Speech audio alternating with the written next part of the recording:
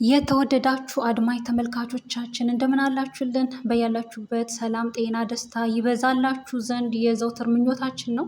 እነሆ በአዲስ ቪዲዮ መጥቻለሁ። ይህንን ቪዲዮ እስከ ፍጻሜ በማየት አብራችሁን ቆይታ ስለምታደርጉ ከልብ አመሰግናለሁ። ቪዲዮንም ላይክ ማድረግ እንዳትረሱ፣ ሀሳብ አስተያየታችሁንም በኮሜንት ማስቀመጥ ይቻላል። እጅግ ልብ አንጠልጣይ የሆነውን በብዙ ግንዛቤ በመስጠት ተወዳጅነትን ያተረፈውን የትሁት ድራማን ነው በዚህ ቪዲዮ የማጋራችሁ።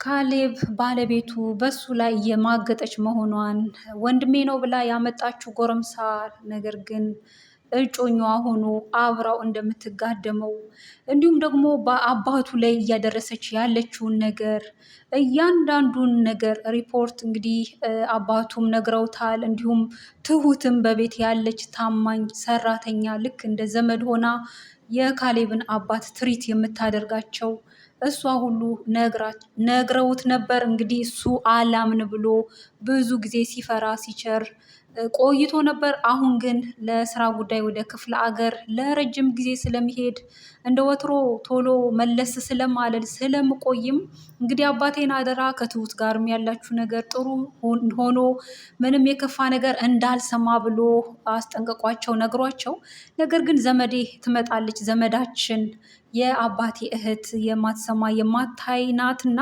አደራ እሷንም ትሪት አድርጓት ታማሚም ናትና ብሎ ችግር የለም በእኔ ይሁን ብለው ቲናም ዳኒም ማለት ነው እንዲሁም ደግሞ ለትሁትም ይህን ጉዳይ አልነገሯትም።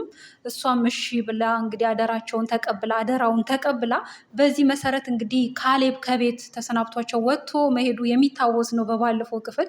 እናም ደግሞ ያው ካሌብ የሴት ለምድ ለብሶ እንደ ሴት ሆኖ ማለትም እቺ ማታይ ማትሰማዋ አክስት ተብዬዋ ያው እሱ ራሱ ነው ራሱን ሸፋፍኖ እንደ ሴት ሆኖ እንደማይሰማ እንደማይናገር ያ ታያለች ግን አትሰማም አትናገርም የተባለች አክስት መስሎ እንግዲህ በቤት ውስጥ የሚሆነውን ነገር እየተከታተለ ኖሯል። ያው የማታርፈው ባለቤቱ እንደ ወትሮ የምታደርጋቸውን ነገር እየከናወነች እያለ ወታም ከዳኒ ጋር እየተዝናናች ብሎም መታም ደግሞ አልጋው ላይ የራሱ አልጋ ላይ እየተጋደመችም ይህን ሁሉ እየተመለከተ እንዲሁም ደግሞ እሱን ያው እንደ ሴትና እንደ እንግዳ የአባት እህት አክስት ሆና እዛ ቤት እንደመጣች ነው የምታውቀው። ያው ትይ እንጂ አትሰማም አታይም ብላ በቤት ውስጥ ከዳኒ ጋር የምትሆነውን ነገር ሁሉ እየተከታተለ ብሎም እንግዲህ አላማቸውን ካላሳኩ ይህ ቤት በስሟ ካልሆነ እንደማትለቃቸው አባትየውንም ልጁንም አንድ ላይ ነው መጨረሳቸው የሚል እላፊ የሆነ ሀርድ የሆነ ንግግር ሁሉ ስትሰማ ካሌብ ይህን ሁሉ አድምጦ በአይን በብረቱም ተመልክቷቸው ነበር። በዚህ ጊዜ ግን እንግዲህ ትዕግስቱ አልቆ እጅግም ተናዶ እሳት ለብሶ ጎርሶ እነሱም ተያይዘው ወደ መኝታ ክፍል ሄደው ነበር። ተከትሏቸው ይዞ ሄዶ ሊወጋቸው እንግዲህ ወደ ክፍል እያመራ ተመልክተን ነበር። ከዛ በፊት ግን አባቱ መክረውት ይህንን ባያይ እንደሚሻለው አምኖ ይልቁንስ እንዲፈታት በሰላም እንዲለያት እንደ አባትነታቸው እንደ ባለ አእምሮ መክረውት ነበር። እሱ ግን አልጨከነባትም። እንዲሁ ደግሞ ምን ብዬ እፈታታለሁ ያለ አንድ ምክንያት በአይኔ ሳላይ ብሎ አላመነም እሳቸውንም እንዲሁም ትሁትን። ስለሆነም እንግዲያውስ እስኪበቃ ብለውት ትተውለት እስኪበቃው እያየ ነው። ከሚበቃውን በላይ ገና ሊያይ ነው። እንግዲህ የሚስቱ የቲና ጉድ የማያልቅ ነው ብላም እንግዲህ አባትየውን ቤቱን በስሜ አድርግ ካልሆነ ባለቤቴ ካሌብ አያከብረኝም በእኔ ላይ ቺት እያደረገ ነው ስትል ዋሽታ በዚህ ዘዴ እንግዲህ እንዲያምኗትና እንዲራሩላት ስሙንም በቤቷ እንዲያደርጉ ተጠቅማ ተጠይቃቸው ተናግራቸው ነበር። እሳቸውም በጭራሽ እሷ አያደርገውም አምነዋለው፣ ፕላስ ደግሞ ያለበት ሁኔታ ራሱ ለዚህ የሚጋብዝ አይደለም፣ እንዴት እንደዚህ ታስቢያለሽ ብለዋት ነበር። እሷ ግን ልጅህ ስላልሆንኩ ነው እንደ ልጅ ብታይ ኖሮ ታምነኝ ነበር ብላ እንግዲህ ችግር የለም ቤቱን እፈርምልሻለሁ እንግዲያውስ ነገ እንሄዳለን ተባብለው ነበር። በጎን ደግሞ የወጣት ጡረተኛ የሆነው ዳኒ እንግዲህ ሌላ አዝማሚያ ሲያጣ እንግዲህ ከቲና ጋር ያላቸውም ሁኔታ ስላልጣመው ቲናም ቀደም እያለች ስለሆነ አስተሳሰቧ ሁሉ በጭካኔ በአረመኔያዊ ሁኔታ የተሞላ ስለሆነ አልፎ አልፎም እገድላቸዋለሁ፣ አጠፋቸዋለሁ የሚለውን ነገር እየተናገረች ስለሆነ ብሎም እሱ የሚለውን ነገር እየሰማች ስላይደለ ምንም ከሱ ሀሳቡ ውጪ የሆነ ነገር ያለ መግባባት በመካከላቸው የሰፋ ስለሆነ ከዚህም የተነሳ ከእሷ ጋርም ለመፋታት ያደረገውን ነገር ሲጀመርም እሷን የቀረበው ለጥቅም ነው። እሱ የሚወዳት ሊያገባት ያዘጋጃት በጣም የሚወዳት የምትወደው ሰው አለው። ነገር ግን ምንም ስለሌለው ድሃ ስለሆነ በአቋራጭ ጥቅም አገኛለሁ ብሎ ነው እሷን የቀረባት። እሷ ግን የሚወዳት የሚያምናት ታማኝ ባል እያላት እንግዲህ በሱ ላይ ነው ልትማግጥ በዚህ ልክ እንግዲህ የተነሳችው። ብሎም የእሷ እቅድ ታርጌቷ የሆነው ቤቱን ንብረቱን በእሷ ስም ካደረጉላት በኋላ ከዛ አባትየውንም እሱንም መግደል የሚለውን ነገር ስትናገር እንግዲህ ለዳኒ ስትናገር ዳኒ እጅ ቀፎት ነበር። እንዴትስ እንደዚህ አይነት የሰይጣናዊ ንግግር ታወጫለሽ ከአንደበትሽ? ቤታቸውን ወስደሽ ንብረት ወስደሽ እንደገና ደግሞ መግደል ምን አመጣው እያለም ነበር።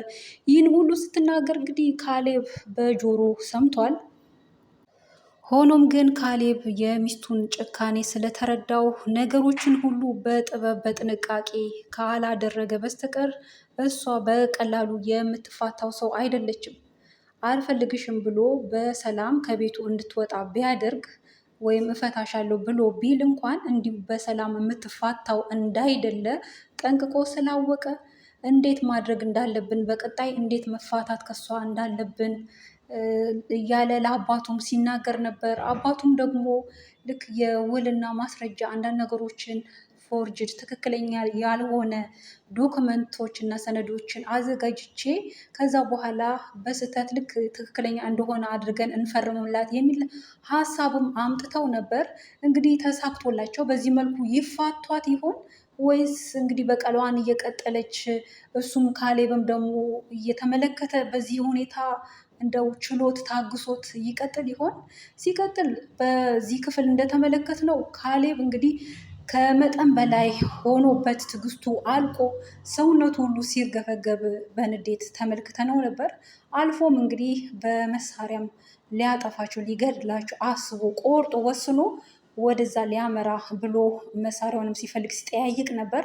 ከዛም ያንን ሲያጣ እንግዲህ ከኪችን አንዳንድ ስለት ነገር አግኝቶ በዛ ሊበቀላቸው ወደ መኝታ ክፍል ወደ ተኙበት እያመራ ተመልክተን ነበር። በዛ ሁኔታ ነው እንግዲህ ድራማው ተጠናቆ የነበረው። ካሌብ እሳት ለብሶ ጎርሶ እንግዲህ ሊበቀላቸው ስለት ይዞ ወደ መኝታ ክፍል እየሄደ ነበር። በዛው ንዴቱ ዘልቆ ገብቶ ይበቀላቸው ይሆን ወይስ ስሜቱን ተቆጣጥሮ እንደገና ልክ እንደተናገረው በጥበብ በእርጋታ በትክክለኛው መንገድ አባቱን እንዳለው ማለትም አባቱና እሱ በተመካከሩት መሰረት ያደርገው ይሆን ወይስ እንግዲህ በቀጣይ ክፍል በዚህ ላይ መልስ ይዞልን የሚመጣ ይሆናል የምናየውን የሚሆነው። እጅግ ልብ አንጠልጣይ ፓርት ነው። እንግዲህ በቀጣይ ምን ይፈጠር ይሆን? ምን ይከሰት ይሆን? ካሌብ እንግዲህ እንደዛተውና እንደተናደደው በዛው ገብቶ ይበቀላቸው ይሆን የሚለው ነገር እንግዲህ በቀጣይ በዝርዝር ቀጣዩ ክፍል ይዞልን የሚመጣ ነው የሚሆነው። ትሁትም ልታረጋጋው ሞክራ ነበር። ተው በዚህ መልኩ አይሆንም፣ ተው ተረጋጋ፣ ራስን አረጋጋ፣ ስሜትን ተቆጣጠር። ሲጀመር ነግረንህ ነበር አንተ አልሰማ ብለህ ነው እንጂ አሁንም ቢሆን እንግዲህ ብትረጋጋ ይሻልሃል፣ በራስ ላይ ሌላ ችግር ታመጣለህ እያለችው እንግዲህ አልሰማ ብሎ ነው የሄደው። ሲጀመርም ይሄን ሁሉ ሳያይ በፊት አባቱ እንግዲህ አይቶ ነግሮት አላምን ብሎ ነው በአይኔ ካላየው ብሎ እንግዲህ በአይኑም እያየ ደግሞ በዚህ ልክ ታግሶ እንግዲህ ትዕግስቱ አልቋል። በቀጣይ ክፍል እንግዲህ ምን ይዞልን ይመጣ ይሆን፣ ምን ይፈጠር ይሆን የሚለውን አብረን የምናይ ነው የሚሆነው። ሌላው ደግሞ ዳኒ እንግዲህ በጎን አባትየውን ከፍተኛ መጠን ያለው ብር ጠይቋቸው እንደሆነ ተመልክተናል። ያው በዚህ በኩል አልሳካ ሲለው በአቋራጭ ከተሳካለት አፈፍ አድርጎ ከዛ ለመፋታት ፈልጓል። ግን ይሳካለት ይሆን? አባባስ ያንን ያህል ገንዘብ ይሰጡት ይሆን? ሲጀመር ሲናገራቸው ሲጠይቅ ሰምተው ራሱ በፌዝ በጣም ነው የሳቁበት። ምክንያቱም ድፍረቱ ራሱ መጠየቁ ያውም ይሄን ያህል ብር። ያው እሱ እንግዲህ ከቲና ጋር ያለው ሁኔታ በዘለቄታው የማያስኬደው መሆኑን ተረድቷል።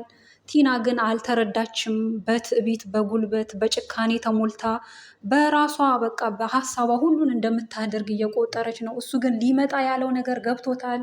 እጅግም በጥንቃቄ ለማድረግ ይፈልጋል። እሷ ደግሞ አልሰማችውም።